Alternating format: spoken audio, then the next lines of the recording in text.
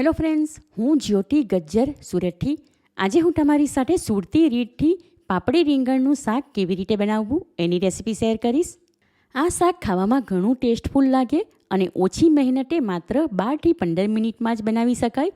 તો ચાલો આ મજેદાર રેસીપી શરૂ કરીએ.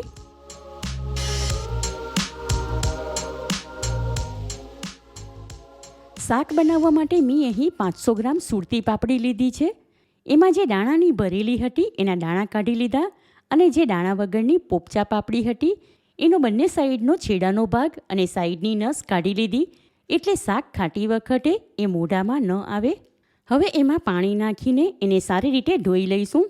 સાથે મેં અહીં 3 મીડિયમ સાઇઝના વજનમાં 200 ગ્રામ દેશી રીંગણ લીધા છે, એક મીડિયમ સાઇઝનું ટામેટું અને એક મોટી સાઇઝનો બટાકો લીધો છે. ટામેટાને ઝીણું કાપી લઈશું.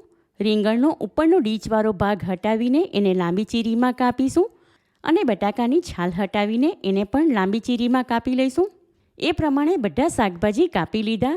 રીંગણને કાપીને પાપડી સાથે પાણીમાં રાખીશું એટલે એ કાળું ન થઈ જાય. બટાકો અને ટામેટું પણ ઝીણું કાપી લીધું. હવે આગળના સ્ટેપમાં શાક બનાવવા માટે એક મીડિયમ સાઇઝનું પ્રેશર કુકર લઈને સ્ટવ ઉપર ગરમ કરવા મૂકીશું. ગેસ ફ્લેમ લો ટુ મીડિયમની વચ્ચે રાખીને એમાં 3 ટેબલસ્પૂન જેટલું તેલ નાખીશું.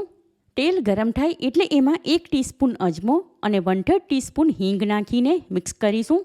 એને થોડી સેકન્ડ માટે સાંતળી લીધા બાદ હવે એમાં ઝીણું કાપેલું ટામેટું નાખીને મિક્સ કરીશું. ટામેટામાં કન્ટિન્યુ હલાવતા રહીને એને 1 મિનિટ માટે સાંતળી લીધું.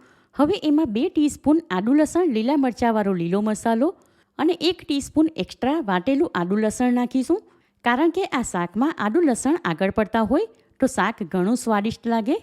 સાથે એમાં અડધી ટીસ્પૂન હળદર, 1 ટીસ્પૂન ધાણા જીરું પાવડર અને 1/4 ટીસ્પૂન જેટલું લાલ મરચું નાખીને મસાલા પણ ટામેટા સાથે સાંતળી લઈશું. ટોટલ 2 મિનિટ માટે ટામેટું સાંતળી લીધું એટલે એ સારી રીતે ચરીને મેશ થઈ ગયું. હવે એમાં સ્વાદ પ્રમાણે 1 ટીસ્પૂન મીઠું નાખીને મિક્સ કરીશું. કારણ કે લીલો મસાલો અને આદુ લસણ બંનેમાં આખું મીઠું નાખીને વાટ્યા હતા, માટે એ પ્રમાણે મીઠું નાખીશું. ટામેટાની સાથે મસાલા પણ સાંતળાઈ ગયા એટલે એમાંથી તેલ છૂટું પડી ગયું. હવે એમાં કાપેલા રીંગણ અને બટાકા નાખીને મિક્સ કરીશું. હવે થોડી સેકન્ડ પછી પાપડી સારી રીતે ધોઈને પાણીમાંથી નિતારીને એમાં નાખીશું. હવે એને પણ બાકીના શાક અને મસાલામાં સારી રીતે મિક્સ કરી લઈશું. હવે થોડી સેકન્ડ પછી એમાં 1 ટેબલસ્પૂન ભરીને ખાંડ નાખીશું, જે તમે તમારા ટેસ્ટ પ્રમાણે પ્લસ માઇનસ કરી શકો છો.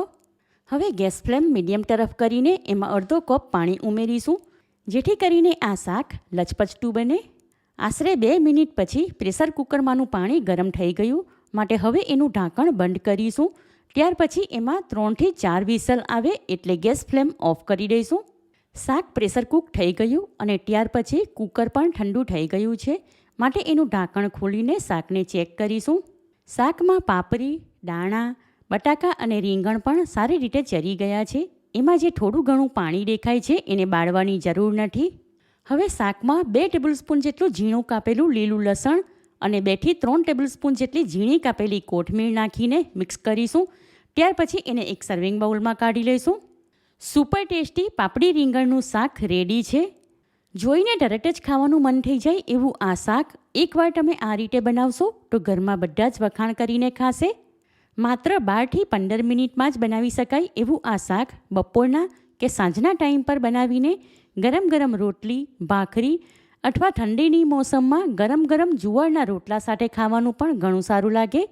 હમણાં ઠંડીની મોસમમાં પાપડી સિઝનમાં હોય છે અને સિઝનની પાપડીમાં એક પ્રકારની મીઠાશ હોય છે, જેના કારણે શાકનો ટેસ્ટ એવો કે જાણે એકવાર ખાઈને મન ભરાય જ નહીં. માટે તમે પણ આ સિઝનની પાપડીના ટેસ્ટફુલ શાકની રેસીપી એકવાર ચોક્કસ ટ્રાય કરો. રેસીપી પસંદ આવી હોય તો વિડીયોને લાઇક કરીને વધારેમાં વધારે શેર કરો. ચેનલ પર નવા હો તો સબસ્ક્રાઈબ કરીને બાજુમાં બેલ આઇકન પર ક્લિક કરો, એટલે આવનાર દરેક નવી રેસીપીનું નોટિફિકેશન તમને મળતું રહે. ફરી મળીશું એક નવી રેસીપી સાથે. Eat healthy and stay healthy.